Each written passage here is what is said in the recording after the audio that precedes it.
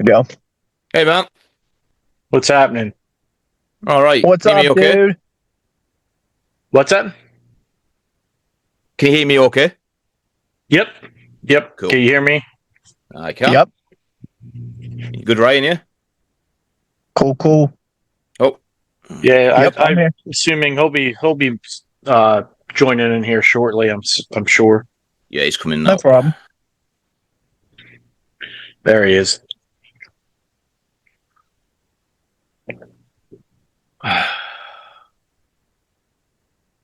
Everybody's at a computer and I'm sitting on a phone.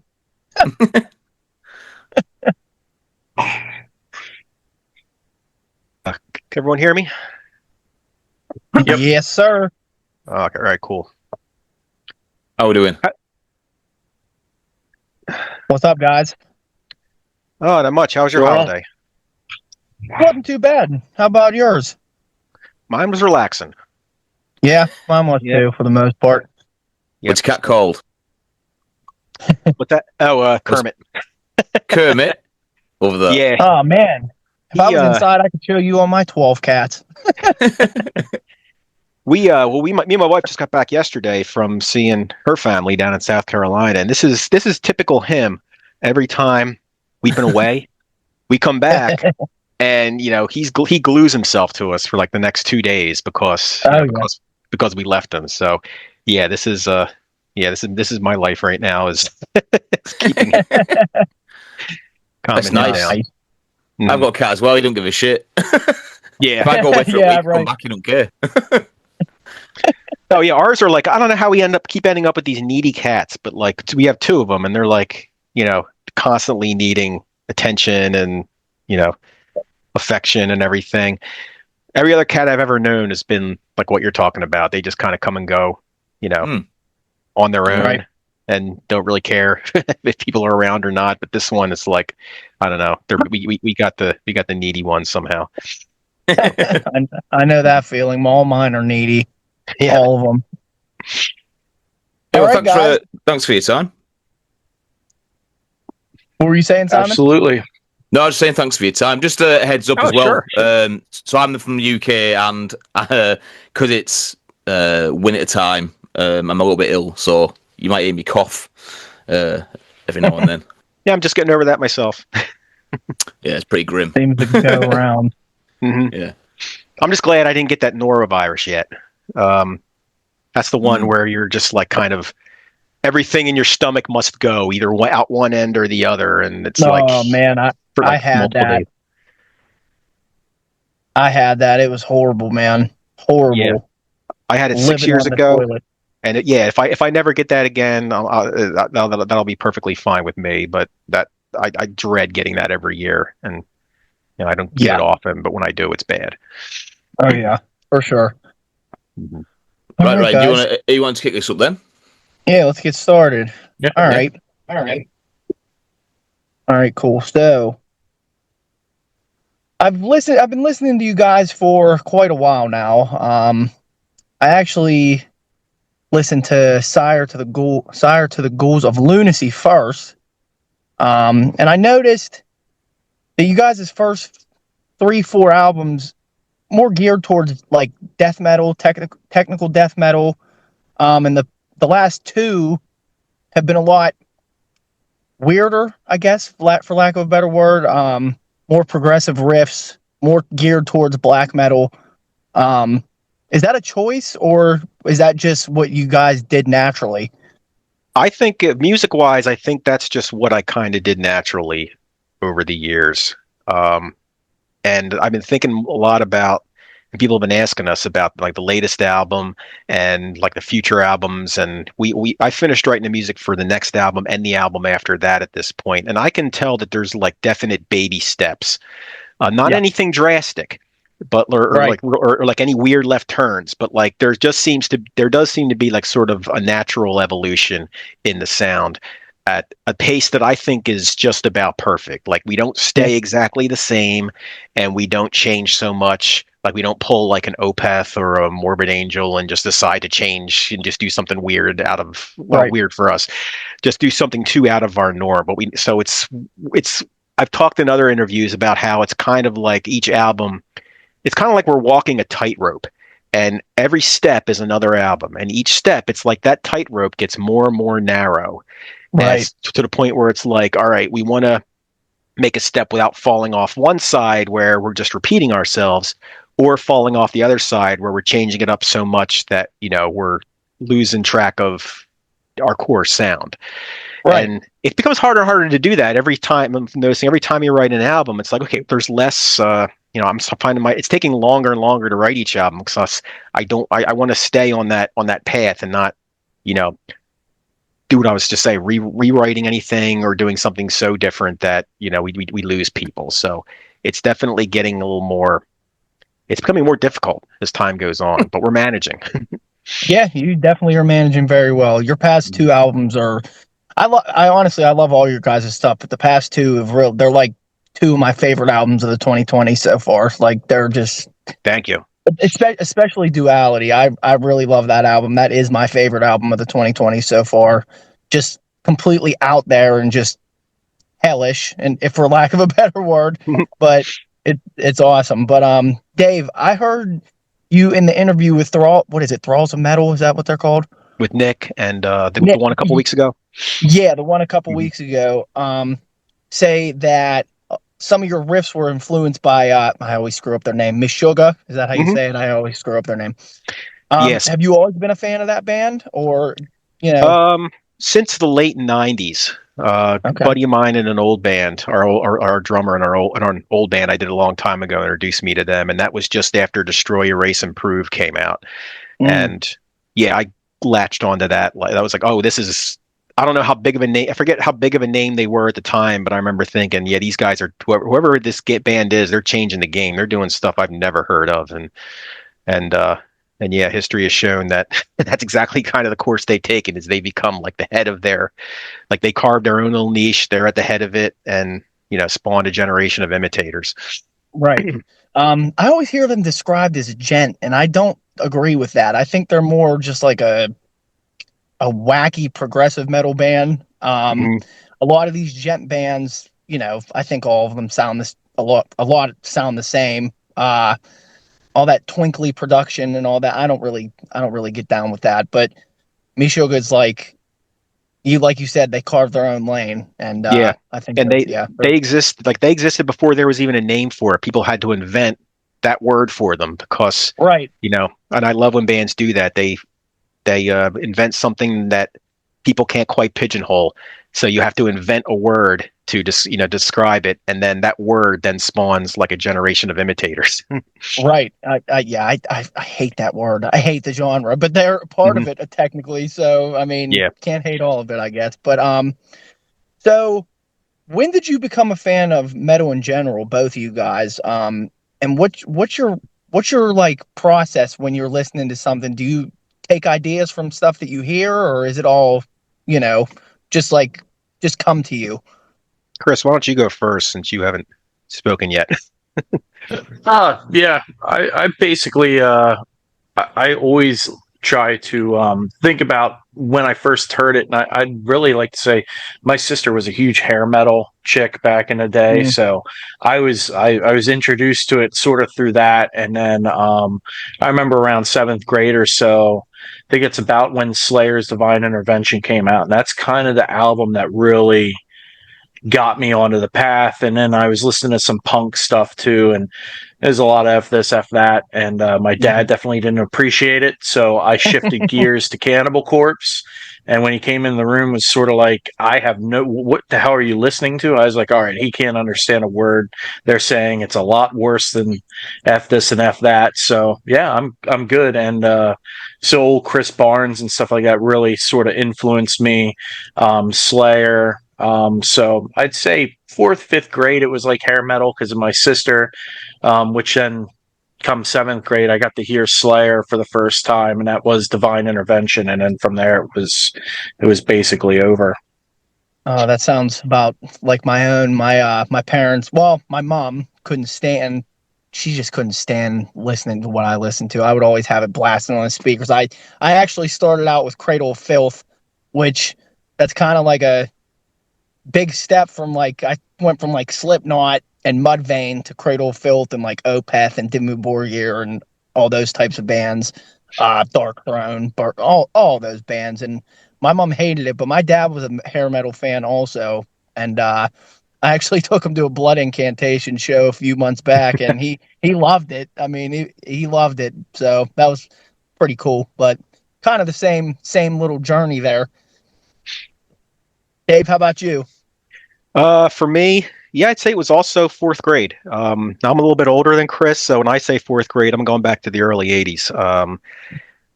Before I one day, like a friend, like a classmate or whatever of mine played. He just got a new tape from this guy named Ozzy Osbourne. Maybe you've heard of him, and it was the Blizzard of Oz album. And I heard he pressed play. I heard that intro yell to Crazy Train, and then I heard that Randy Rhoads riff, and I'm like, and that's when I had that hair on the back of my neck standing up moment where it was like, okay, what is making that sound, and how can I make the rest of my life all about it?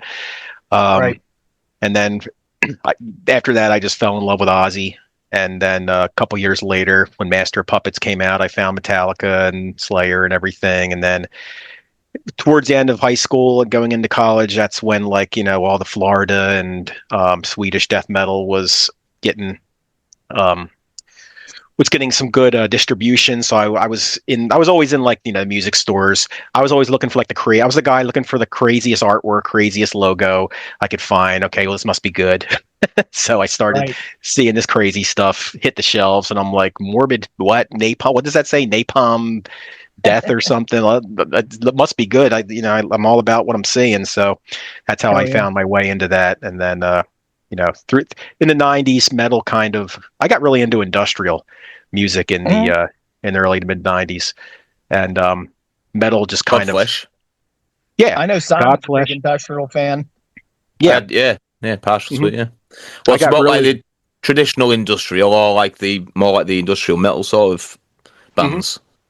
Yeah, I found like the first one I ever heard was everyone's heard Nine Inch Nails probably as their intro, and then if they like that sort of sound, they kind of went deeper. And then I found KMFDM and Ministry and like those bands just under the surface there. And then I started digging even deeper, and then found some real obscure stuff. And for a while in the mid '90s, there was a time I was listening to nothing with guitar in it anymore. I was listening to like all electronic weird music when metal was kind of having their kind of weathering that grunge storm in the '90s, and I was kind of like you, Ryan. In the '80s, so we went through that something called the society in the U.S. here went through something called the Satanic Panic in the '80s, and like everybody's mom watched those daytime talk shows, and they were all talking about how heavy metal and Dungeons and Dragons was destroying the world and destroying your kids. And my mom fell for it, hook, line, and all for that crap, hook, line, and sinker. So I came home one day and she was asking, I was like, oh my God, they got to her. So I had to deal with that for, a time when I was trying to, just when I was in high school. And then, I moved out of that and went to school, and then I was able to get a job, and just kind of I never had to move back to that. But yeah, that's sort of been the trajectory that my life followed musically. Gotcha. up until now. Yeah, I have. My mom, she's honestly still like that. I'm in my 30s, and she's like, "What the hell are you listening to?" Like, I had when Dark Funerals album from 2005. I'll never forget. I was 13 years old. I went out and bought it. And I came home, and she immediately saw that it's the album cover with Satan on the front, just burning, and she took it immediately and was like, "You're not listening to this." And then, I mean, by the end of the night, I found it and I was blasting it. So, oh yeah, there's nothing quite as attractive as something you're not allowed to listen to or not allowed to do. That's the surefire way to get you to become obsessed with it and do everything you can. Exactly. Yeah. So I've noticed, I don't know if you guys consciously do this, but I've noticed another influence that seems to be on your music is Veilburner Interview from Norway. Have you heard of them and Virus and all them? Have you heard of Virus or Veilburner Interview? I might have seen the name, but I'm not sure I've heard. Chris, do you know any of those bands? Does Veds actually have the singer from Dothamsgard in it? Isn't he in Yes. that? Yeah. Yeah, I have one of their albums. I'm more geared towards Dothamsgard than I am them, but Okay. I really like him. I can't think of his name right now, but I like a lot of the stuff that he does, especially Dothamsgard, any Yeah. Dothamsgard material, even back to when Fenriz was drumming for him or whatever at one point, and Oh, they were yeah. kind of a super group of sorts Yeah. before they kind of got a main lineup. But yeah, Virus I listened to a couple times, but um, there's so much stuff out there. I can't keep Yeah. up with it all, even if it's the old stuff. I'm kind of funny, like when it comes to Emperor, even like everyone wants to talk about their first few albums. I'm kind of Equilibrium on. So, Okay. Anthems is good, but like their first two albums, I could take or leave. I know that I'd probably be fucking crucified for saying that, but honestly, it's just the taste that I have, and that stuff. I like a lot of the newer Eson too. So when it comes to black metal, I prefer that more so than death metal now. But I could take or leave Venom. I know that's also blasphemous. There's a I don't like. couple of I those don't old like school that anymore. bands. Bathory, I like a lot, quite a few of their albums, but not all the ones. And I'm sure if someone named, their most famous, I'm like, yeah, whatever. I like Fire, Blood, and Death, or whichever one that is. Yeah, I can't that's my Yep. favorite. think of the main, but Mine but too. that one's phenomenal. Yep. Satyricon, any of their catalog, but for the most part, a lot of those old prime bands, I'll pick the most hated record for whatever reason by most standards. So I don't know. Gotcha. Yeah, I'm not going to crucify you, but In the Night Side Eclipse is my favorite black metal album of all time. I just love it. The production's perfect, but I do like all the rest too. I like Equilibrium and Prometheus also, so I won't crucify you for it, but I do disagree. But Satyricon, I love all their stuff too. I think the best album produced was Immortal Damned in Black. Okay. I mean, Peter Tangtrin, Tangtrin just he is a very good he can mix, he can produce it very well. That album, you can hear everything on it, but nothing. I wonder, did he produce clearly Sons of mixed. Northern Darkness also? Yeah, I think he was their producer for a little bit. Yeah, gotcha. Okay, yeah, I didn't know if he did Sons of Northern Darkness. That's another one of my all-time favorites. I love Immortal in general, but that one in particular is really really good. Dave, I do have a question for you. Do you do all of the drumming for the band, or do you use a drum machine? It's drum software, which I do. I do all of the MIDI programming, but the tracks were made or were rendered by Superior Drummer 3 for the Gotcha. ever since album 4. Before that, I was using Drum Kit from Hell, but I can't drum. I don't know how drummers do it. I don't know how you make four different limbs do something all on its own at the same time and not get. I tried. God knows I tried, but yeah, I just could never get. As soon as my feet get involved, that's when it all falls apart for me. I could sit here and do hand stuff forever, but as soon as I have to do something with my foot, like my hand, all of a sudden I forget what my hands were doing. So I've resigned myself to basically doing MIDI programming for the drums and basically just having software take care of that. But Gotcha. we explore, and a couple people have asked us if we ever thought about using a real drummer because it might make it sound a little more. Well, it might make it sound better. We'd have tried a few times to use a session drummer, and for one reason or another, it never worked out. It's always like long distance, with people and sending instructions back and forth, and then I don't know, it just fizzles out. So, I mean, what we do for us, it works. And it keeps things nice and simple. I always say the more people there are in a band, in a project, then it's just every time you add a member, you just increase the complexity of everything by like an order of magnitude. It's one more schedule to work around. It's one more other person's job, another personality to like keep happy or to try and mesh with and everything. Yeah. So it seems like less is more, but but in this case, fortunately, between the two of us, we can do pretty much everything just between the two of us. Lately, we've brought a third person in, Luciana and Delia, to handle the cover art. Chris was doing Okay. that for the first 6 albums, and she's been doing the artwork for the albums for the last couple of albums. But other than Luciana, yeah, it's just been us two doing just about everything. Why was that, Chris? Why did you decide to pass the mantle over on the artwork? Because it was getting to a point where the things I want to be able to do, I can't draw anymore. Like I used to be able to draw and paint and stuff, but my hands from doing general labor and stuff, they're shot. I can't even play guitar. I can't even really say that I could ever play guitar, but I could write a riff, play somewhat of a rhythm. But I mean, anymore, my hands look like Mickey Mouse hands if I'm doing too much with them. So I went to Photoshop, which most of the albums were done in. Album 4, Sire, that is one of my paintings that I did for the album, but that was about the only like actual hand drawn or painted thing that I've done for the band.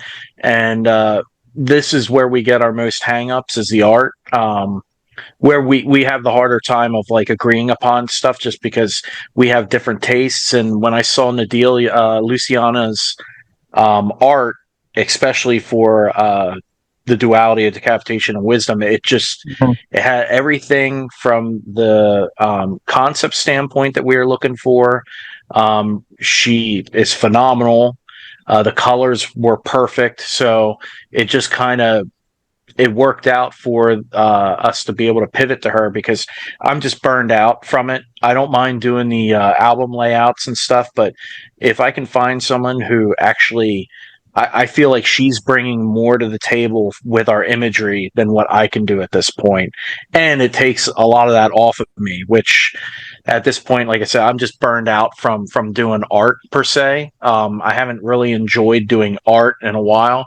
So having someone that can do it 1,000 times better than me and still be able to understand the vision is phenomenal. So we're going to stick with her until something else changes, or it's working out right now.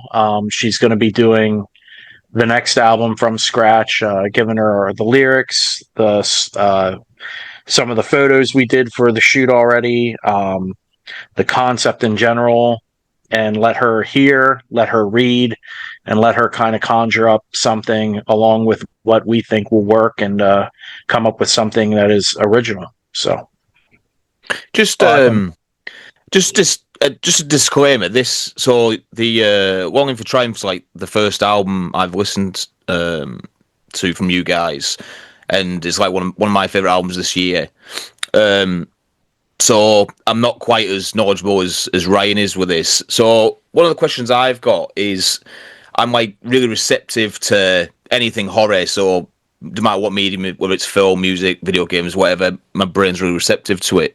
Like sort of dark, creepy tones and sounds and stuff. So with this new record, when I was listening to it, I got like it sounded like a soundtrack to me. So when you're writing an album, do you have that sort of intention in mind on top of all the other influences that you have? I can speak for the music. On the music side, I always want to have some sort of musical narrative. Like because I'm coming from, like I was saying earlier, the old school days. In the 80s, bands, maybe into the 90s, bands wrote albums that weren't just a collection of songs, but like they were very carefully planned where the sound was going to go from the first song to the second song. It's taking the listener on kind of a journey. And I'm also a very big fan of movie soundtracks, like you were saying. So, yeah, when I write an album, I plan it as much as possible to have sort of a cinematic flow almost, where it goes through a bunch of different moods. It has one mood for a while, like, and then I'm always cautious of, okay, well, it's been kind of this way for a while. I think we need to change something up. Pacing, like the way directors pace their shows or pace their movies. I like to try and pace an album so people so that if for my own for my own purposes, like that's how I wanted to sound, but also the keeping the listener in mind. Like I don't want people to get ear fatigued hearing blasting for too long, or it's been quiet for a little too long. People are starting to zone out, or it's. I like to keep changing things up, but in sort of a naturally progressive way rather than a herky jerky, just go off and stick weird things together that don't go together and have it sound too schizophrenic. It's it's a big sticking point to me that the albums have a flow in a very similar manner to when you're watching a movie or watching a show, how it just kind of takes you on a journey from start to finish. And it's also why we haven't done an EP or a split yet, is because I always thought that but they always sounded like incomplete thoughts to me. There's very 100%. There's very few EPs that I think contribute or are like a necessary contribution to an artist's catalog. Slayer's "Haunting the Chapel" is like the only one that I can think of where I really think that that's like a solid entry to their catalog and not just like an afterthought. But most EPs and things that they with one or two songs or maybe a handful of songs, they just sound like afterthoughts, that stuff left over from the previous recording session to try and squeeze a little more money out of people before before they write the next album. And I want to avoid that at all costs. I definitely agree with that. Agree with that. And Chris, you have something going on as far as speaking of narrative. You're doing the characters are on this continuing journey from beginning with album one. So that's a big thing with you as well, right?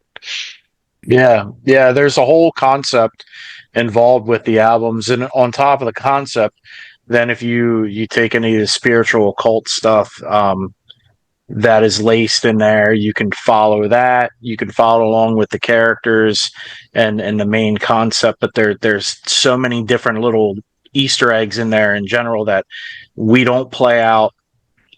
We try to keep on a pretty steady schedule because of the fact we don't play out or tour or anything. Like we don't want to oversaturate and overstay our welcome, but we also want to make sure that we do have music to release so that we can kind of stay in people's minds. And we do approach it, I think, on a deeper level than a lot of bands do because of those things, but also because you might want to go back to the Duality of Decapitation and Wisdom a few times, or some of the other albums because of these things. And personally, the Duality, that one is very heavy, and it's gonna, I think, take some people quite a while. If you want to go in and really try to discover things, there's a lot to discover there. And we really try to do that with each album. 8 was kind of taken aback a little bit because 7 was difficult. But 8 has, again, a lot of Easter eggs to it, not only just for the concept, but there are callbacks to different bands or movies, that I try to tie into the concept that is a little more lighthearted than how deep the subject matter is. So we try to really put something out that is memorable and will stick around. It's not just one song or two songs that you like. We hope that you can experience the album, and that in experiencing it, each time you find something new, which makes you want to listen to it again, because there might be something else there that you hadn't heard the first time, which then brings a whole nother thing. He mixes the vinyls completely differently than he does with the digital CDs, so that you're getting that uncompressed, more natural sound. So it is worth picking up that vinyl because it does sound different. It has a different kind of mood to it because of the different mix. Since a vinyl, I think, is at the heart of good listening, and I think especially with metal, vinyl brings out a lot. I think if you throw on a Jay-Z album on vinyl, you're not going to pick out too much. But with a lot of the metal, especially, like, I'd rather listen to Watain or Leviathan on a vinyl than listening to it on my iPhone. It has a different essence, a different power about it. So I'm actually waiting on my vinyl. I got one of Longing. I ordered it a few weeks. Well, not a few weeks, maybe last week. Waiting on that, so I can't wait to get that. I tried to get Duality, but it was sold out. I have some. I can get you hooked up. Oh, that would be About awesome. Yeah, Duality. We usually get our CD and vinyl, like because we get a certain percentage of the stock. Like we don't get paid for sales, but what Kunal will do is he'll reserve set aside a certain like a small percentage of the CDs and the vinyl stock, and then he'll send those to us. We can sell those and keep the money Gotcha. for them, and that's sort of our payment for for the vinyls and the stock. But yeah, I think the Bandcamp page said that they were aiming to have the vinyls for Longing out by the 20th or the 21st. I don't know if they met that deadline. I haven't heard any announcements. We usually get our stock, a few or several months, after that. So that we'll eventually have ours, and if you need something, hit us up. We'll have some For sure. probably by spring. just going back to what you were just saying there though about the concepts and that. So just so I'm getting this right, so you basically built a lore around your music, and you use the same characters from album 1 right up to the new album. Is that what correct. you used to saying? That's crazy. That is. I really like that. Mhm. That is great. That's Yeah, really cool. like the first 3 were their own kind of trilogy, and then 4 and 5 is a duology. So Sire and Lurkers play together, but they are within a whole concept. So there's callbacks. There's some lines or phrases that are resaid, and even when you get the Sire, that is about a person with porphyria. They call it the vampire disease. It's a liver disease that affects, like, the sun will blister your skin and stuff. And so he starts hearing voices. Well, the first 3 albums are about 2 characters trying to reach immortality by any means necessary, occultism, whatever. So, like, where did these 2 beings go? Well, are they trapped in his mind? Is the guy just that mentally ill? So it gives the listener also, if you care about those things, it allows you to kind of pick your own path with that story. And so the first album's called The 3 Light Bearers. Well, when you look back on it, the 3 light bearers in essence are these 3 characters, or this one person with many personas. So, it gives you choices. So it's not like I'm trying to lock you in this cage with the narrative. It's just there is a base to it and a plot, but at the same time, you have many different paths to take on it. On top of that, playing into all the different realms of the occultism and Kabbalah, the Jewish mysticism and stuff that I like to read on, that's all wrapped in there. So you can use those paths. You can use some of the songs as tarot cards, and there's a lot in there. So, I mean, you can always go back to the well and hear something new, or at least that's what I'm hoping for. That's really cool, really interesting. Yeah, Yeah, great. like what was it, like 10 years ago, or at this point 15 to 20 years ago, the whole like entertainment industry went in that world building direction, starting with like the biggest example being the Marvel MCU. So it's like everybody who's making shows, movies, music is sort of like doing it's almost like people are doing more of their own version of world building these days. So we really liked that idea when we started, when we were, when we first got together and we're planning this. So that's the path, we chose, and I love it, especially since the music I was writing does follow like almost like a cinematic narrative path. To have Chris coming up behind it with a whole, literary what's the word I'm looking for, lyrical, world building behind that is like the icing on the cake for me. It's like perfect. It's like a perfect marriage of my music with his ideas. Mm-hmm. Yeah. And Awesome. from, like I said, from someone that's new to you guys, I can safely say, like, from an instrumental point of view anyway, like everything you've tried to do, Dave, definitely translates to the listener, because that's exactly the impressions I was getting. That's why I asked whether Good. the soundtrack was your intention, because that is what comes across. Good. Yeah. I'll keep pulling that Yeah. thread. Chris, your vocals are absolutely insane. I don't know how you do it. You do black metal shrieks, you do low gutturals, and you have this. It's not a singing voice, but it's more like a chanting, shouting type of thing.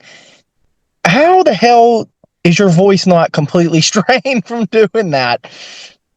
Just from doing it ever since I heard Slayer and Cannibal Corpse. I mean, and even in any other bands that I've done, I do highs and lows, not so much of the shouty stuff, but I let the music kind of steer me, and Mm-hmm. his music steers me.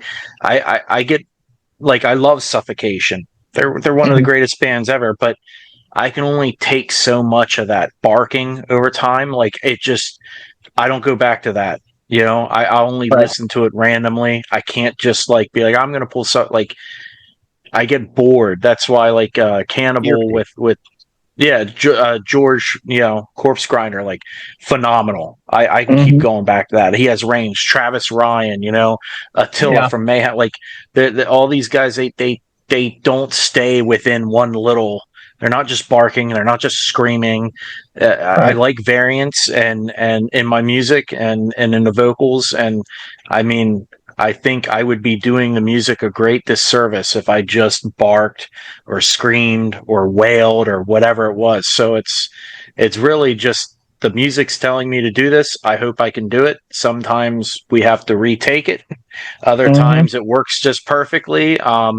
Like he said more recently, he's kind of letting me just do my thing, and you know there are effects on the vocals too in spots that you know it allows him what I'm doing. He'll go, you know what? Maybe we're not going to keep that King Diamond, and we're going to make it our own thing. Right. So yeah, I think it's fascinating. I like the effects. I just I want us to be our own thing, and that's what I think that we have here.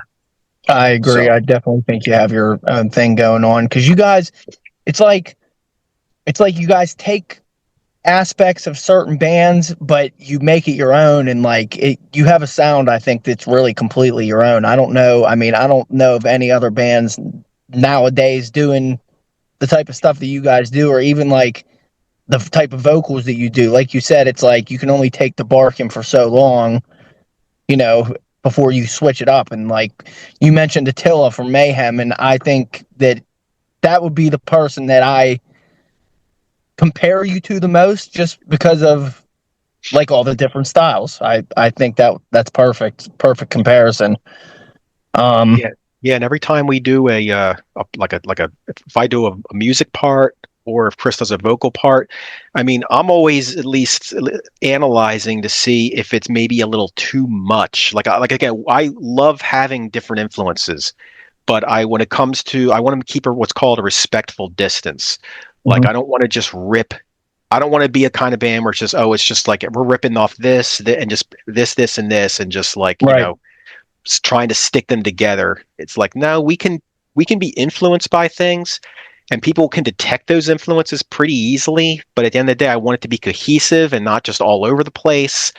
And, I want to make sure that if we're going to borrow something or if we're going to be influenced heavily by something that we know we keep enough of a respectful distance from what we're maybe being inspired by so it doesn't come across as like copycat syndrome. Like case in point, the beginning of the second song, "Pestilent Niche," like Mm-hmm. you were bringing up Meshuggah earlier. Well, the beginning of that song is very heavily inspired by the Meshuggah song "Combustion."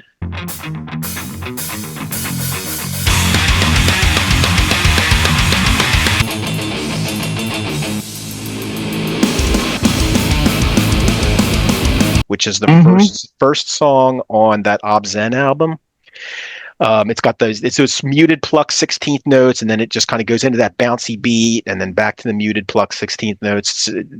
First time I heard that, I was like, yeah, I really want something like that for my own one day. But it's like, I don't want to just straight up copy it. So When I came up with that part, I was like, okay, I got my own. I want to make sure it had its own time signature. It had a different, different time signature, different beats per minute. It's in a different tuning. It's not the same sequence of notes, but it does have that sort of feel, that vibe that the beginning of Combustion had. So when I got done sort of building that, I was like, okay, I'm happy that it captures what I wanted to get from that song without ripping off that song. So that song is still its own song with its own. We didn't just take it and stick it on our album. So we do kind of consciously make sure we don't. We do keep that respectful distance from the influences that we have. Gotcha. I heard you mention that the opening of Longing for Triumph is from a horror movie. Which movie is that again? It was that we carry death chant in the beginning is from the 1974 version of The Wicker Man. Now there was a later version with Nicolas Cage. Wasn't it Nicolas Cage that did like a whole remake? But no, I'm a fan of a 1974 original, and that was a very you have to listen closely to see it. Even when I sample things, I don't want to sample like the most obvious thing or the most famous line from a certain thing. I like to kind of get into the weeds and get a little more obscure, but I forget exactly the timestamp that's from, but it's towards the end, and it's a bunch of it's like a bunch of little three little kids doing like a little chant as they carry something from through the town or whatever. Gotcha. But I heard that and I was like, it's those little things. Sometimes they stick in my brain. I'm like, and then I start like vibing out. Hey, that might sound pretty cool on a loop with a whole bunch of effects to disguise where it came from. So, and then my brain just goes off and like, all right, I know what to do, and then I did it. Nice. So, kind of on that same note, do you guys handle the production yourselves, or do you have someone that you do? Okay, I was wondering that. Because everything's here in my home office. I'm like sitting right in front of the studio now with the music, with the instruments and the computer set up with the keyboard and everything. Gotcha. It seems like the new album is, I don't want to say cleaner, but it seems a little bit more accessible than like Duality or even like your early stuff. Was that intentional, or is that kind of just what happened? That's just what happened. Again, natural. I think natural progression. A couple other people in some interviews have brought that up as well. That there seems to be more parts that could be interpreted as traditional. There's melodic leads in here. There's more accessible songwriting here and there, and I think that's just a natural progression coming out. You're going to hear a little bit of it also in the next album, and a little bit of it in again. It's not going to take over the album. We're not making that weird left turn, but we're basically letting more things creep into the formula as necessary in order to keep things from becoming too stale. One of the unique qualities of Longing for Triumph for me was there seems to be like a lot of like reverb or over stuff, which gives it this like unsettling darkness to it. Was that intentional? Yeah, if you're I tend to use more of that on the vocals to give them more of that sort of cavey, like or big arena type of vibe. I don't like vocals that are too dry. I love like going back to the early '80s. I remember like the thrash bands coming out, and they were using that a lot, and then suddenly Slayer came out with Rain and Blood, which stripped all of the reverb out. It was very like a dry, professional kind of thing, and then all the other bands sort of followed that lead, and then reverb just got lost for a while, and you didn't hear it. It was sort of like a knee-jerk reaction, it became sort of passe, and then the world started going in the other direction, and people started wanting to hear like cleaner, more directly in front of the mic type of vocals and everything, and I kind of missed the reverb years. So it really makes it stand out. It gave it like a H.P. Lovecraft sort of sea horror sort of vibe. Mm-hmm. Yeah, like when you're singing in the shower and and everybody sounds better in the shower because they have all that. It's bouncing off every wall and it sounds like you're in a big arena. Yeah. Mhm. Yeah, it's the same sort of thinking. It's just like put some room on it and it sounds larger than life. But find the sweet spot. Don't overdo it. Right. So you said that you guys have the next 2 albums done already. The next album is done completely. I just have to finish mixing the vocals on the last couple tracks. The music for album 10 is done. Chris doesn't have a copy of it yet, so he hasn't started writing lyrics or anything to it yet. But that's Okay. where I'm at. Mm-hmm. Okay, that kind of leads into my next question. I was going to say, like you send Chris the music and he writes lyrics along to that, or okay, Yep. I didn't know if it was because some bands they'll just have a bunch of lyrics jotted down and then they'll pick whatever whatever sounds best with the music. So I didn't Oh, Chris, know if that was, sometimes you do have stuff that you hold on to for a while, waiting for the perfect song, don't you? And you can tell them all about that. Yeah, I have different concepts, titles, even, I mean, it's getting smaller, but I have one building up again just on your notes on your iPhone. I just have lines. If I'm driving, I'll voice the text or any time because if I don't, I'm gonna forget it. So I just jot down right. everything and anything all day. And the duality of decapitation wisdom. I think I had that title since either the obscene right or a sire, and Mm-hmm. I wanted to use it so bad, and I just couldn't. Like nothing seemed to feel right. And then he let me hear 7, and he was talking about a part 1, part 2, and I'm like, this is perfect. There it is. And this next album, there's 2 titles that I've had sitting around for probably 5 years. And the song said, hey, we like those titles. Why don't you use them? They worked out perfect. So I was able to save them. And I'm always writing. So there's certain things I just keep totally aside from Veilburner because I don't think it will work. But I'm always jotting down stuff. So it's a continuous, I might have it.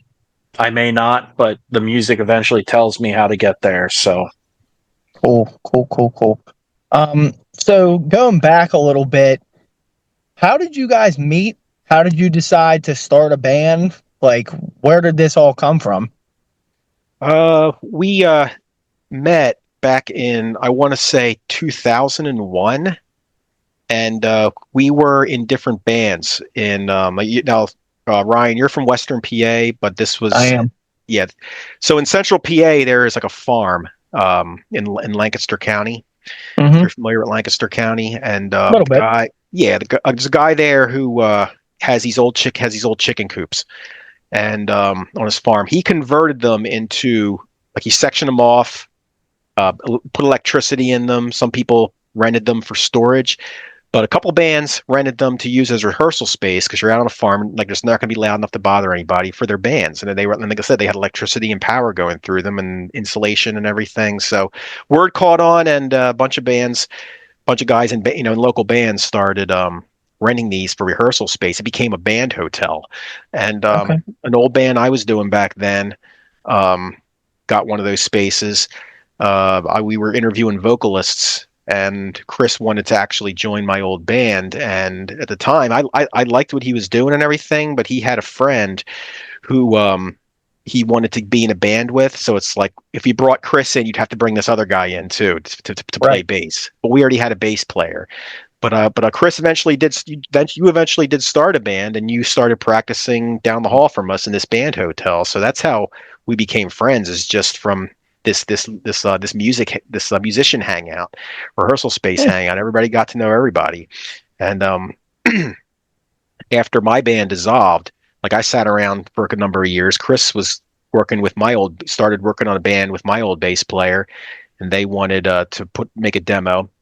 Chris or somebody said, "Oh, Dave, is like a home studio guy. He can help make a demo for us." So while I was up there in the chicken coops, helping them with their demo, like I had a bunch of stuff sitting around that eventually became the first album, and I was like, "Yeah, I kind of want to do something with this. It's just been sitting around, but here, why don't you take a listen to it? If you have any vocal ideas, put them down." He loved it, and we took the stuff, wrote vocals. We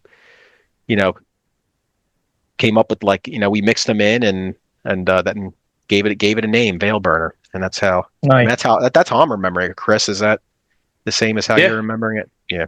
Yeah, he actually let me hear Nil Absolute. That was the song. Well, it wasn't the song at the time, but that's the music that I got to hear. And I was like, yeah, I don't hear anything like that coming out of PA, let alone most of the states. So I was like, Right. yes, I will do that. And it was just, again, I always wanted to be able to work with Dave because he streamlines everything.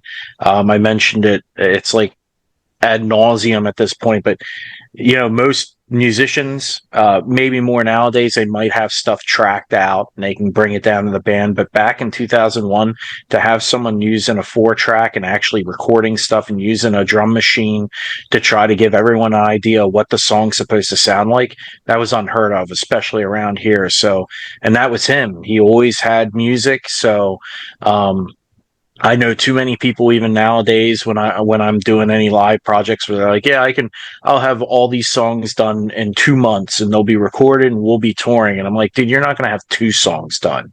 Like you have you got 2 kids. I have a wife. I have a job. You have a job. These 3 don't have jobs, but they have kids. Like there's all this stuff that he had said in the beginning about schedules. Like you think you can do that, but you have a collection of riffs. Everyone's going to want their say. You're not getting that done. Well, with Dave, he could at least jumpstart that with out of all those riffs that he's putting down and in order. You might not like one of them, but it gives you a building point. Like it's something to start on, and you can listen to it outside of practice. So it was just, he had so many songs. He already had 30 some songs that he was like siphoning through to try to build up on the first album. It's like, this is too easy. And then we get to the second album. It's like, okay, here's these songs. And then the third and then the fourth. And I think come the 5th album is when I started getting them in just full albums. Here's the album. And that's great because then I can just listen to the whole album, take it in like a soundtrack, try to build it up like a movie rather than getting song 5 because that's the first song that came to him, or song 2. Like I was getting the whole thing in order, which really helps with trying to write concepts because it'd be a mishmash of different puzzles if he was just handing me any old song that he was getting done for the album. There's a clear and present path now, so it's just too easy to work with. That's why we don't have a drummer. It just why screw up something that why fix what isn't broken? It's too streamlined. We get along with each other. That's very hard to come by. It is. two people's pretty, you should be able to handle it. You start a third person, that can be the total. Yeah, especially older can people. Ruin it. Especially when you get older, you have more responsibilities. You have less free time to actually devote to like outside projects. So, this whole thing is about efficiency. And even back then, when I was writing songs and recording them and bringing them to crack, it was just a whole lot more efficient than, because a picture's worth 1,000 words. A cassette tape is worth 1,000 words. It's I'll play you this song, listen to it, figure it out, and then we'll play it, rather than me come down there and try and explain in words what I want you to do in a language I don't speak. I don't speak drummer. I can't tell a drummer what the name of this beat. It's the one that goes oompa, oompa, oompa, oompa, oompa, whatever that is. It's like I could spend a month describing it to you and trying to talk you through it, or I could just spend a couple nights in my house programming it on an old drum machine, laying down a guitar, the guitar riffs in the order I hear them through the song, and bringing it to practice. Listen to it, learn it, and let's just go. Right. One of the things I noticed when I was just looking at the backstory of you guys was like obviously how much output you guys have got, and like there's quite a lot of albums there for how long you guys have been together. So one of the things for you, Dave, is do you not get any like creative burnout or fatigue from how much material you write, or just like it always comes to you? And conversely with you as well, Chris, do you not like think, fucking hell, I've got another album that's been given to me now, I need to put some lyrics to this now? Comes in spurts. It's 2 or 3 songs worth of material, and then I'm dry for a month or 2, and then I need that time to let new ideas come. And again, it comes in another burst, 2 or 3 songs. So I think historically, I was able to write and record an album, like a whole album, start to finish, of music, and hand it off to Chris in 9 months. And then I would Right. take 3 months off. Usually in the summer, I've been on like a calendar thing. Like starting in September is when I start writing, and then right through the fall and the winter and the spring, April, I usually have an album done. I give it to Chris. He spends the summer writing the lyrics, and by the fall, I'm like I'm starting on the next album. But that is slowing down at this point. I noticed album 9 took me instead of taking 9 months, it took me maybe 13. And album 10, I'm just finishing up. That took me closer to 2 years to finish because, it's just, there's more, it's like I'm fishing a well dry. There's not as many fish anymore. Not as many riffs. Right. I've used so many melodies. I don't want to repeat myself. So it's like, every time I get an idea, it has to go through, a filter. Have I done this before? Let me think back to our back catalog. It sounds too much. Okay, this one sounds too much like something like that song from that album. Throw that out. So I'm at the point where I'm throwing away more than I'm keeping. And that's what's making it drag on so that I don't, so that doesn't get stale. But that happens to everybody. As you get older, the ideas start becoming few and further between. But that's this album every year thing. Eventually, it's going to slow down. But what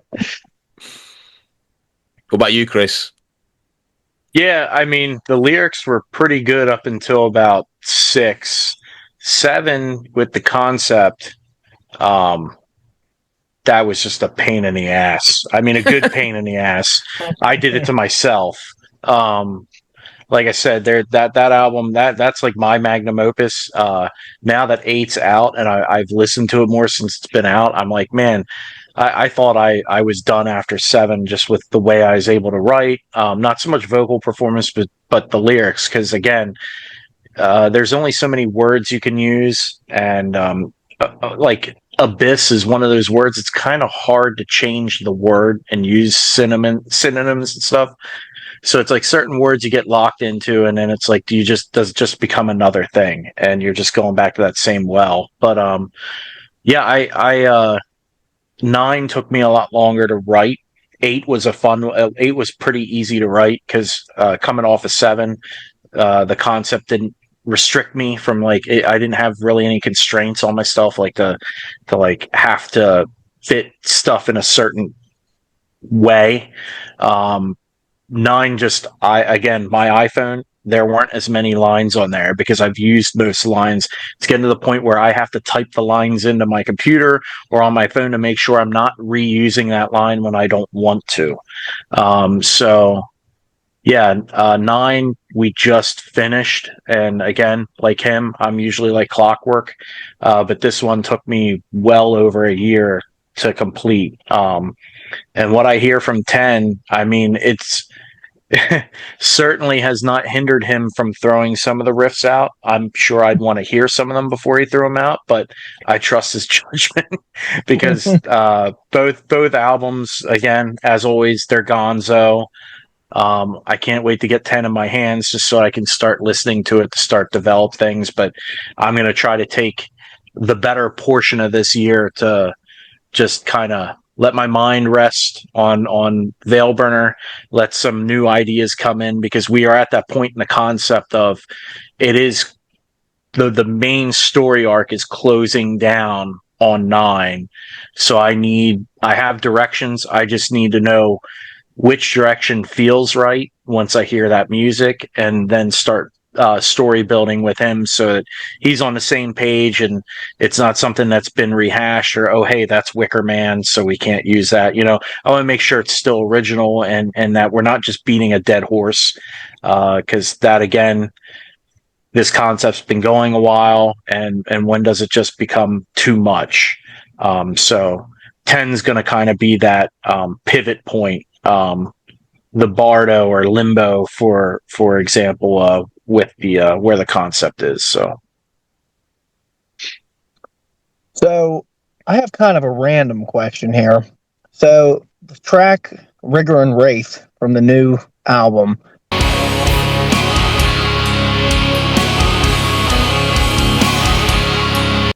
don't know why, but it kind of made me think of like a fucked up Queensryche type of song with the way some of the riffs, just the way some of the riffs are. Do you take either of you guys? Do you take inspiration from like 80s metal like that? Not like Slayer and some of the heavier stuff, but some of the lighter stuff like Queensryche and you know Maiden and all that. Do you guys take inspiration from them? I've always been a fan of Maiden. Not the hair metal, but when it comes to 80s, I think and this comes from my sister. In the 80s, my sister listened to a lot of new wave. And I think some of that got in my head back then from, living in the same house with her and everything. And I wouldn't have admitted it then, but, I did kind of like some of it. But yeah, when it comes to the 80s, it's either like I'm either influenced by thrash or new wave. Those are kind of the two big 80s influence, like two big 80s influence I draw from. I was never, and I'm not saying this like a Queen. I don't like Queensryche. I've never really like a big fan of Queensryche. Not that I don't like them, but it's just like I never followed them. Like they never clicked and became part of my regular listening. I never entered their fan base. But if a Queensryche song is on, hell yeah, turn it up. But but yeah, those are the two big 80s influences to me, are new wave and thrash. Chris. Gotcha. I'd almost have to agree. I mean, I rebelled against new wave when I was a kid and going into the 90s because I just thought it was silly. But as I've gotten older, especially over the last 15 years, like The Cure, I love them. A lot of the just different new wave stuff, that even the newer stuff that they're coming out with, and some of the weird 80s goth bands that are out there that kind of sound like a mix between The Cure and the Misfits. Like one good example, Birthday Massacre. No, you don't like I that? don't like the Birthday Massacre either. I have no clue. I do. I love the Birthday Massacre. Yeah, Okay. I freaking do. love the Birthday Massacre. Chris, check them out. Yeah. I'm on a band Homefront right now. They're like a post punk, but they sound like The Cure meets punk. And their last two albums have been phenomenal, and I've been jamming on them a lot lately. Actually, the last 6 months. And one of our label mates, Floating, is that album. That album's phenomenal. That sounds I like that one. Yeah, it sounds like new wave melodies with just straight up death metal, like Yep. over top of it. I just never heard anything like that. I thought that's cool. They took an old formula and just dashed a little bit of new wave in there, and they have their own thing going. It's great. Yeah, I can't say anything negative about those guys, but yeah, new wave and thrash. Thrash has always kind of been as much as I don't name it. Like if I was to be writing riffs and stuff, they usually come out more on the thrash side. And just the old speed metal stuff. I loved Anthrax growing up. Testament, Exodus. Exodus is one of my favorites. So yeah, I mean, I always go back if it's specifically 80s. I definitely say thrash. Yeah, and there's one more thing. Probably. Yeah, one more thing. A lot of our songs have sort of like, if you listen to the background, some of the times you'll hear like something that sounds like bells or chimes. Yeah, kind of like spooky bells or chimes. That's Yep. That's directly inspired. If getting back to the 80s, Glenn Danzig, in between the Misfits and the Danzig Band, he had that Samhain project and that album November Coming Fire. I mean, they had those like spooky bells all over the place, and I always freaking loved those. And I think that the number like that, those like chimes and bells that you hear in the background of our music sometimes is me trying to capture that like that mid 80s Samhain sort of sound, a little like a teeny little bit, because I always loved that. Gotcha. Okay, so the last thing I really have for you guys is, which you kind of mentioned it earlier, but I know you said you work best as a duo. Would you ever consider getting session musicians to play live, or is that not anything that you guys are even interested in doing? It would really depend. I mean, it would take a lot. Like, it would take an offer from somebody somewhere running a festival that would just be too good. That would just be like way too good to turn down. But that's kind of a pipe dream because like they don't offer those sorts of opportunities to bands that don't have a big profile. So it's like a catch-22. We don't have a big profile, so we're not going to get offered big festivals, but and vice versa. So it's like Right. we it would be great if I'd say if the impossible happened and like somebody offered us a stage and then at the Wacken festival or something one year, Right. one of those really cool European festivals, it might be worth our while to I mean, we know guys who can do it. Right. It might be worth our while to basically just pick like maybe 5 or 6, however, however length of time would be allotted to us.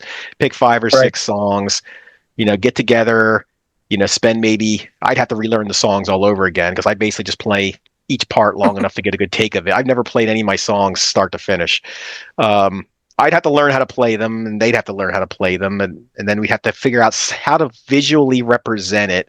Because that's the other thing really keeping us from doing the live version of this is I hate when bands sound humongous on the CD or on the album, and then you go to see them, and it's just a very bare bones sort of stripped down set, and it's missing all of like that. It's just like we don't want to like come up short in that department either. I mean, the music demands something theatrical, something for people to see. So in order to go through all that of putting a stage show together and then the money money and time investment towards doing something like that, it would need to be like a really good opportunity, but it would be fun to do once or twice. But at this point, touring's for young. That's for young guys. And our backs are, and our adult responsibilities would not allow for that at this point. Nor, I mean, a lot of the guys who tour these days, who have been doing it all their lives, who are in their 40s and 50s, they're trying to get off the road. Like they would love to transition to do something else. It's just like, for us to get into it at this age is like, that's just kind of crazy thinking. Gotcha. Chris, we didn't want to like doing interviews, you see our faces. I'm Chris, that's Dave. We didn't want to go that absurd, but at the same time, there is like a mystique about the music, like when you're listening to us. And the live show would have to carry that also. Like I can't be up there in a mask that I can't breathe and wheezing and drinking liquid death and like, just falling all over the place. And also I always say it like, Behemoth now is doing masks, and they're like the Metallica of Poland. So they have a like limitless budget. So their masks, they look amazing. Rightfully so. They probably are super expensive and handmade. We don't have that kind of budget. So it's like, yes, we have an idea in mind, but is it going to look like what we think it should at the end when you get it all set up, or are we just going to look like a thrift store? And I don't want to go through all the trouble to do something live and then have us look and sound like a thrift store. When you put the album on, that allows you guys are like the listener are able to listen to it, and it takes you somewhere. And that's your own visuals also. So it's allowing you to create for yourself. And if we would do it, it would have to really be the perfect opportunity. And I've said before, I'd almost look at trying to do something more theatrical, where the music is a part of it and it's more of a performance than it is a band on stage.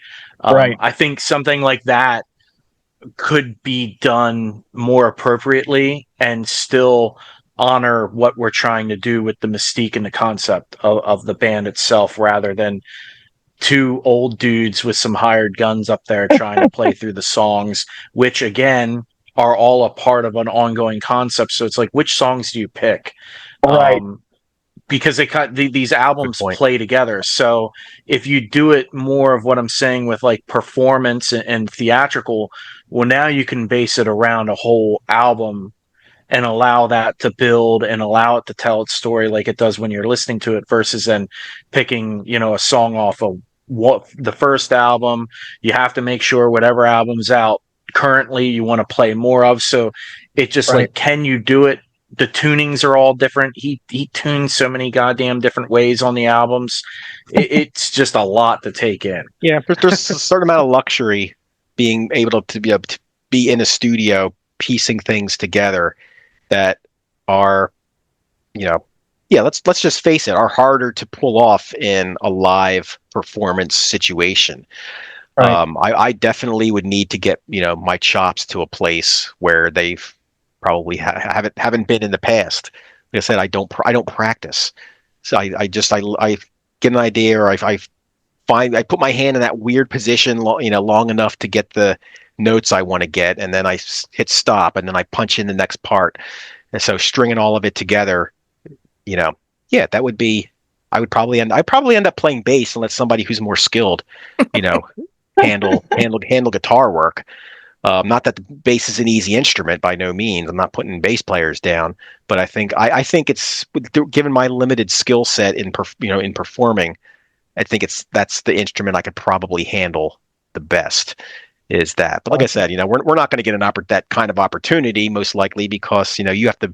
Those opportunities go to bands who have done the road work and have built themselves up to deserve those positions, which I don't feel we really would deserve it, above Gotcha. another hardworking touring band. I don't think there's anything wrong with that either, because I mean, like I myself, I actually prefer. I would rather listen to a studio album than go out live, partially because I'm old. But Yeah. I don't think anything wrong with just being a band that just makes studio albums.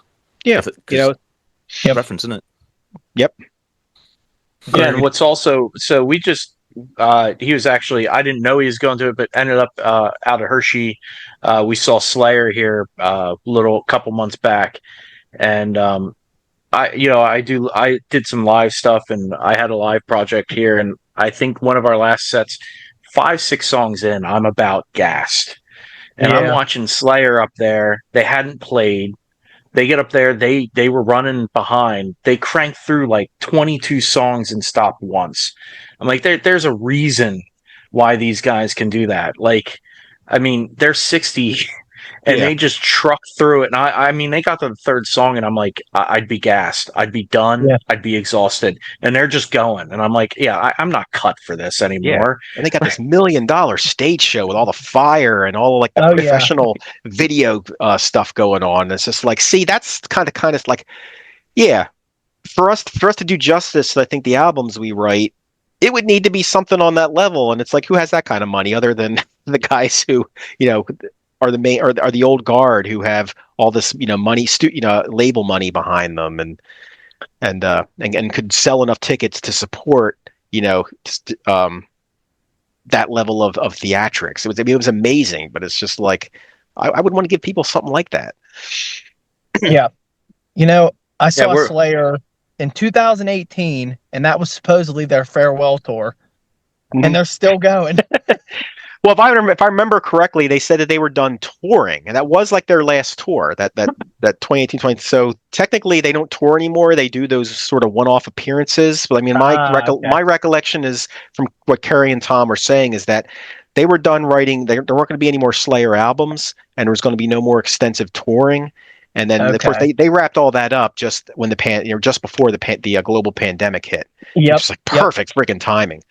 And for sure. Yeah, so you didn't really see anybody for a couple of years, and then you started seeing bands again, and that's when they started coming out with their festival appearances. But I distinctly remember reading the interviews back then and them saying, we're not going away forever. You're going to see us pop up here and there. Just, we're done with the extensive touring. We will do, festival appearances, a couple of dates string together, but that's it.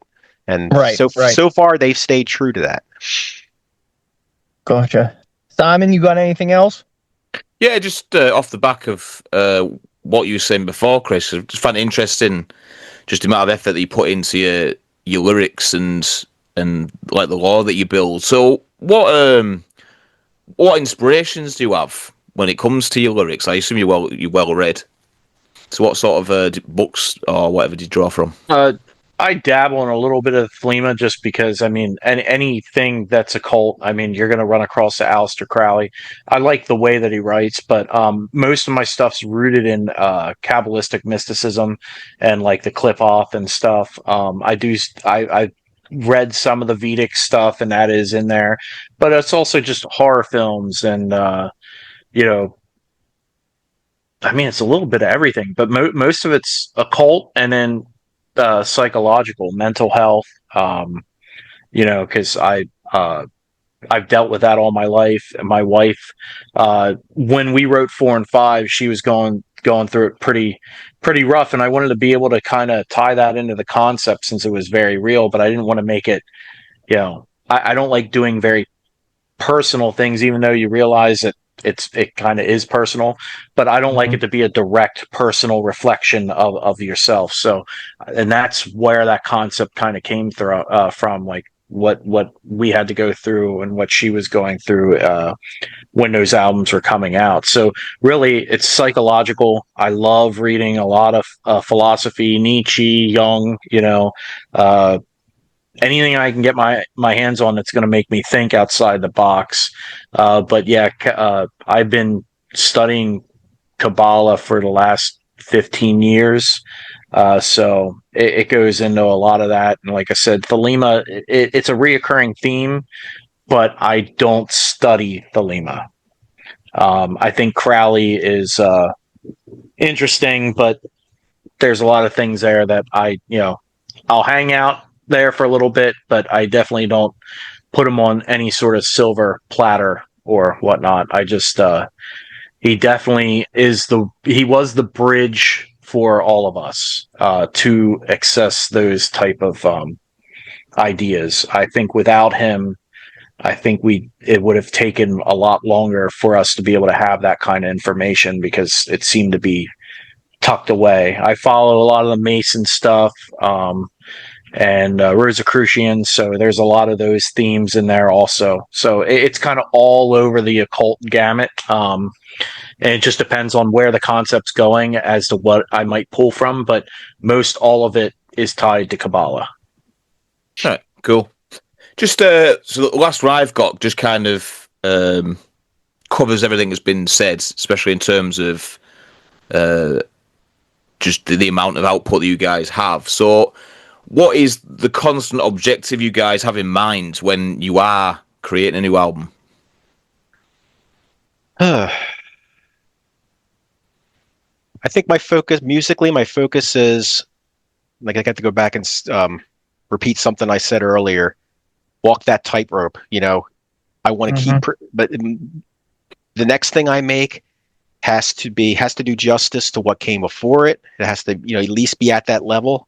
Can't regress. Can't, I don't want it to be, um, again, too samey on the one hand. I don't want to, keep rehashing the same album. On the other hand, I don't want to go off the rails into some spiraling off into some other direction either. So, yeah, that's pretty much my objective is, what is the next step forward? What is the most logical next step forward based on what I've done in the past musically that will keep it fresh, keep the diminishing returns from happening, and just walking that tightrope. That's again, I keep coming back to that analogy, but that's just that's my go-to. That's how I conceptualize and framework all of this. Is we musically, I'm on this path. I want to stay on. I want to do what I can to stay on it, not fall off it to one side or the other. So, if it came to it where it took 10 years for you to feel like you'd found the riffs that weren't repeating themselves, then that's how long it'd take for the next album to come out. 10 years. Yeah, I won't rush anything. It'll happen when it comes to me, in its time. Mhm. And because if there's, and this is just thinking to the past, when I would do something or I would write and record something, listen to it for a while. If there was a little thing that I didn't like about it, or something that bothered me only a little bit now, in time, it never got better. Like so I know that if something isn't sitting quite right with me now, it's only going to bother me more, a couple months, couple years down the line. So make sure it's right before I put it out, or I'm going to get to a point where I'm out. I don't want to hate something that I wrote. Yeah. I put so I don't want to Right. write something, put it out, hate it, and then have other people tell me they really like it when I hate it. Right. I don't want to be in that position where it's like, well, you're an idiot, and you're like, no, you're just trying to be a fan and give it like. Yeah, I don't want to be in that position where someone comes to me later on, tells me they really like something, and I have to be like, crap, I hate that song. What do I say? So when it's 100%, and that's a luxury being in that position. Some bands, they sign multi-album deals, far enough down the line, and they're under these deadlines. So a deadline comes up, and they're not done. They have to turn in whatever. They have to rush to finish. Well, they don't have the luxury that we do. We have the luxury of having time, all the time in the world to write it, make sure it's exactly the way we want it to sound, and we're happy with it before we put it out. So we utilize that luxury because not everybody has it. Right. Anything else off the back of that, Chris? I will. I'll never be able to outdo the music, but I want to complement it, or I want to at least try to match what he's doing. So that's what I really try to do. And ultimately, like I said, you realize in any sort of writing, any sort of creative output, it is going to be personal. So, I've been able to use this concept as it is also a personal journey through how I've been learning and things that I'm expanding upon. So it's cool to be able to look back at it and kind of see your work. And it's also really fascinating when you look back and you revisit things and you see something that you might have had an enlightenment to, or an awakening to, and you're like, aha. And you read back through it and you're realizing that it was always there. You just didn't know it. And you were on that path. You just didn't know you had the answer yet. And it was there all along. So, I definitely, it is a work. It's a personal work that is able to kind of be put out there. And it's giving me reference points to be able to look back and sort of go, okay, yeah, I see where I'm going. It definitely answers a lot of things. So, yeah, it's just this is the closest music to this project has been the most personal thing that I've done, and it's the most fun. And at the end of the day, that's the thing. Like, it is heavy concepts. The music is hard to digest. Like, we are not a very accessible band, but we're having fun with it. And we're year 10 or 11 or 12 or whatever, like, we're still having fun with it. It's still exciting to hear the music. It's exciting to be able to track. It's exciting to get I'm like a little kid, like, hey, did you get mixing the vocals yet? Did you do that yet? Hey, so what'd you do this weekend? Hint, hint. Did you get it done? Did you get it done? 'Cause I can't wait to hear the finished project. 'Cause it's fun. We enjoy each other's company. That's very hard to keep a decade in, and we're still, it's not like we're doing it every other year. We see each other on a normal. So that's good to have, it's cool to see years later, we're still going strong, and it's still worth listening to for ourselves, first and foremost. We enjoy it. So Yeah. How many bands do you know have you know, are just so tired of being around each other? They go on a tour, they're in close quarters for months, weeks and months on end, and by the end of the tour, they're at each other's throats, and they just like, don't talk to me I'll talk to you in 3 months, just get away from me. Or you got bands breaking up because the personalities didn't mesh well, and they have to go out on the road all the time and be in close quarters. I mean, there was that whole thing with Vitriol happened last month, and it's like, Yep, I saw that. That's crazy. Yeah, Didn't they leave him at a gas station? yeah, and it's just like, I'm so happy to have designed this from the beginning to sidestep those issues, because Right. when you have like a working partner, if you're too close for too long, it's going to strain the personal relationship. Things will go sour, and then it's like there'll always be this. You'll get sick of each other. You'll stop doing the project, and then you never know what might have been. So it's like, I want to avoid that at all costs. So that's another reason, we keep this in its box, and being able to just make albums, see each other every couple months to get together and record some vocals. And so it keeps everything at that I'm always happy to see you sort of level, or it's always exciting. Time to do this again. This is fun. And I'm perfectly happy to have been able to design something for us to do something that we're passionate about, build a little fan base, make a little money, have it be sort of a side hustle, but not not a grind, because grinds kill bands. And Right. I want this to keep going on for as long as humanly possible. So do I, because I love your guys' music. I really do. I think it's unique, and I think I don't know, man. It's just I feel something when I listen to it. So I really just enjoy you guys. I really do. Yeah, that's what I love passing along, because there were definitely bands that have served that purpose for me in the past, and they were my happy place, or it was something that was kind of special to me. So it's like and back then I would love to be able to do that for somebody else someday. I've gotten so much from music, and for me to give other people those same kind of feels that helped me through back then, just to hear that there doesn't have to be a lot of people, just knowing that there are a few people out there, that Right. To me, that's it. That is exactly why, I do it. And I love that there's a couple people that I'm having that are getting that out of it. And, you're paying it forward. And I just want to pay it forward. Be able to give it to the next generation or to your peers. Because I mean, that's all we're doing. It's the music that crafted this, our influences, and to be able to be an influence on somebody, that's the only part you need to play. And if you're enjoying it, all the better. So even if people dislike it, hey, there's reasons for that, and that's their reason. That's fine, but it's still affecting them. They've still heard it. So we're just paying it forward. And that is the greatest thing.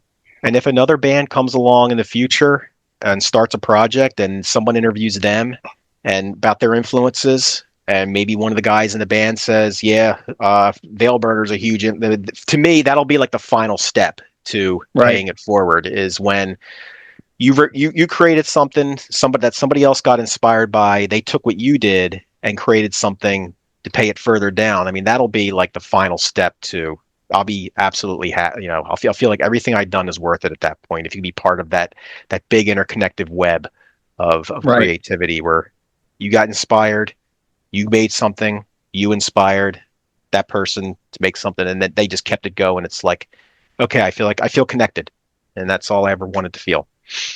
Yep. Simon, anything else? No, that was it. It was great interview. Appreciate your time, guys. Yeah, thank you for your time. And thank you so much for putting this together. We love doing this. So if you ever want to do it again, just reach out. Definitely. I'll be reaching out. Well, just quickly then, I don't know if it's been said already. When will the next album be out, do you think?